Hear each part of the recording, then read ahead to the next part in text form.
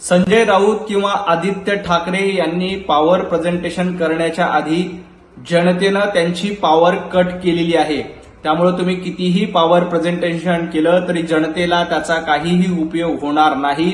जनता Bharatiya Janata party आणि महायुतीच्या सोबत आहेत. आदित्यजी ठाकरे आणि संजय राऊत तुमची पॉवर जनतेनं विधानसभेच्या निवडणुकीत मतं न देता कट करून टाकलेली आहे आणि आता स्थानिक स्वराज्य संस्थांच्या निवडणुकीत मुंबई महापालिका निवडणुकीत देखील तुमची पॉवर कट करण्याचं काम मुंबईकर आणि महाराष्ट्रातील जनता निश्चितपणे करणार आहे. त्यामुळे कितीही पॉवर प्रेझेंटेशन केले तरी त्याचा काहीही फायदा होणार नाही.